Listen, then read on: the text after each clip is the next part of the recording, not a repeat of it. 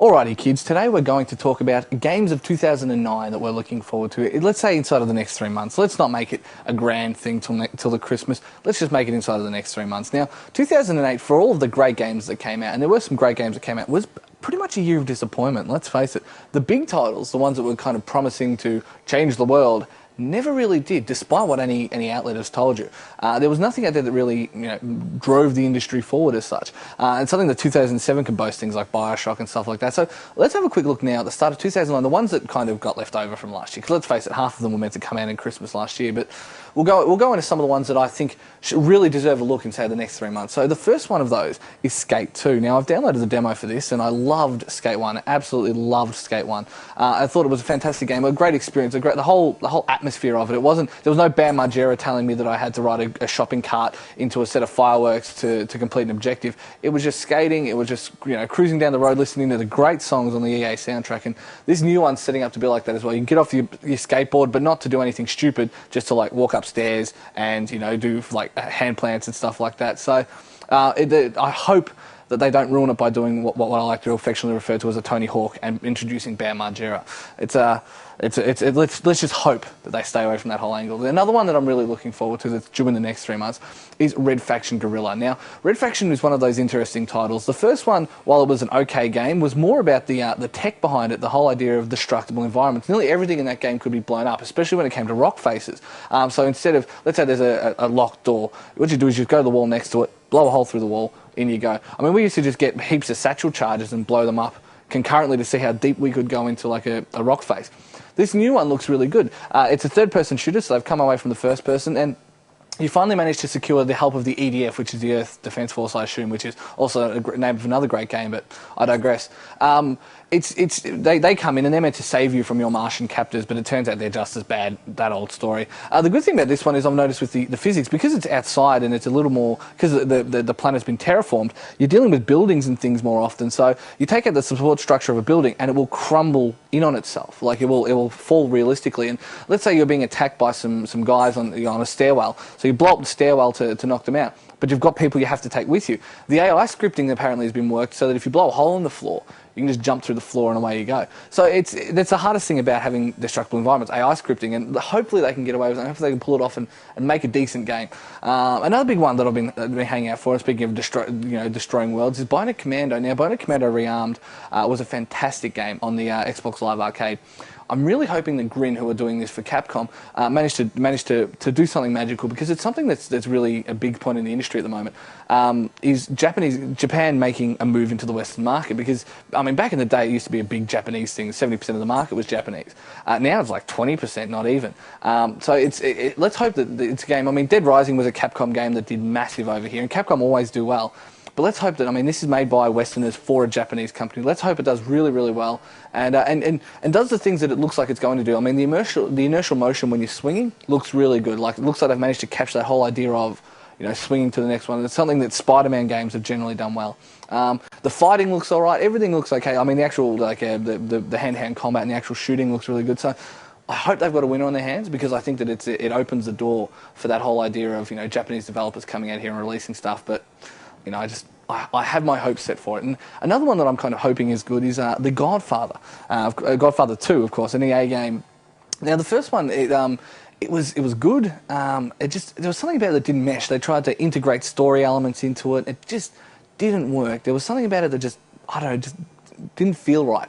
And so it's something that I'm hoping that they managed to correct with this new one. The standover tactics in the last one were a great idea, just not done in execution. I've seen some gameplay clips of this one so far, and it's looking really good. So I can only hope that they manage to do something right with it. Another big sequel, and another one from Capcom again, is Street Fighter 4. Now, this is something that Weedy excels at whenever we go to Galactic Circus. Street Fighter 4 is a fantastic game. The console versions are actually getting some hidden characters. You could get some hidden characters in the arcade version. You can get Gorken, which is Ryu's master, and Akuma, but you had to do like stupid things to get them. Like, I think it's win the first 3 rounds without being hit, then get a perfect. It's just some crazy things you had to do. In the new one, however, there's some extra hidden characters. You've got Sakura. You've got the team from the new it's not the Next Generation. That's Star Trek. You know, you've got like Fei Long and T-Hawk and stuff like that. So they've really tried to introduce all these different characters. So I'm hoping that when you get it home, I mean, realistically, you can't play it on a 360 D-pad. It's certainly something you have to get on PS3 or get an arcade stick for. But it's one of those games that I really hope comes out, does really well, you know, everyone picks up on the home version, and I hope the online's all right, because that's something that a lot of fighting games are having trouble with, is getting the online perfect, because even, you know, a tenth of a second out and you can throw your whole routine out, and this is something that they've got to work on, I think, before we can move forward and really accept fighting games on a console system. Another one, by Gearbox Studios this time, the guys who made Brothers in Arms, is Alien Colonial Marines. This is set, of course, in the Alien universe, and you play as different members of a human team trying to keep the aliens at bay. So you push up cover to doors, try and stop them from getting in. You've got your little whoop, whoop, whoop, whoop, whoop, like the same thing. So it's hopefully it keeps that atmosphere, because one of my favourite games on the PC ever was Alien vs Predator 2. The great thing about it was playing as the humans and realising just how defenceless you are when you've got predators and aliens fighting you. I mean, even aliens were hard enough, so I'm hoping that they managed to capture that atmosphere. I mean, especially Gearbox. If there's one thing Gearbox can do, it's treat a story with some kind of sense, and I really hope that they can manage to make a great game to fit what looks like a great engine. So another one that I'm hanging for as well is Resident Evil 5. Again, a Capcom game. Geez, you'd think Capcom were a good company or something. It's looking really good, and the thing a lot of people are complaining about is that it's removed that whole survival horror thing. They've really gone down the path of straight-out action. Number 4 took steps to that way. There were still some creepy bits in there, but let's face it, it was all just about being a tank and holding back the horde. The thing that I think will save Resident Evil 5 is its co-op gameplay. You can play co-op from the start to the finish, either online or on the same system. You can share items. The co-op system looks fantastic, and I've always wanted to play Resident Evil co-op. I mean, it's games like Outbreak and stuff, they allowed you to do something like that, but I've always wanted to just play a story-driven Resident Evil game as a cooperative experience, and I think it's going to be an absolutely fantastic experience when it finally does happen. 2 more, guys, and then I'm going to let you go. First, we've got the Alpha Protocol, a Sega-made game, so straight away everyone's a bit, ooh, what's going on? But it's made by Obsidian. Now, Obsidian have a bit of a history of making sequels. They made the Neverwinter Nights sequel. They made the Knights of the Old Republic sequel, which I found to be actually a better game. Maybe not finished, but it was still a better game. So I'm hoping that they managed to do something. It's a spy thriller, so it's all about this whole counter-espionage, Bourne Identity style thing, and it's set. You actually build up your skills depending on what you do. So if you hack a door, you get better skills on that, and you can skill branch from there. So I'm hoping that they manage to do something like that, because if I can have my JC Denton style sneaking around character, I'd be very, very happy with that. And the last one that I'm hanging for, speaking of sneaking around, is a game that was really, really missed on the original Xbox, something that didn't get a lot of attention, not even close to as much attention as it should have, and that is Chronicles of Riddick: Dark Athena. It wasn't called Dark Athena back then, it was called Escape from Butcher Bay. They've remade the game, Starbreeze have remade it with the new graphics, and they've also added parts onto it to make this whole new experience. Now, the great thing about the Butcher Bay game, the Chronicles of Riddick game, was the ability, the way that you snuck up was really, really well done. It was none of this Metal Gear Solid, dun, dun. And don't get me wrong, I still loves me some Metal Gear Solid, but you just run up with a scalpel or whatever is in your hand. You just run up. He just started hacking into them in the same insane way that Riddick does. Or you can run up and just break their neck or just bash them into submission. And it was because it was first person the whole time.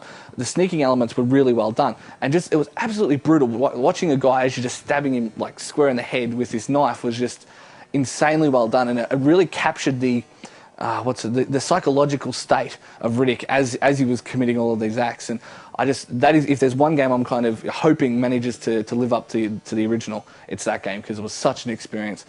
And that really wraps up the games that I'm hanging out for in the next 3 months. I mean, there's ones after that. You've got Ghostbusters and a fair few others that are good games to look out for. But inside of the next 3 months, they're the big ones. They're the ones that we hope really come along and show the world that you don't need to release a game at Christmas to make it a good game, because this is something that I think the industry needs to move away from. Christmas selling. It really gets annoying. So go out there, guys. Enjoy. Remember, Skate 2 is only 2 weeks away. Review definitely here on Level 3. Check it out. We'll see you soon.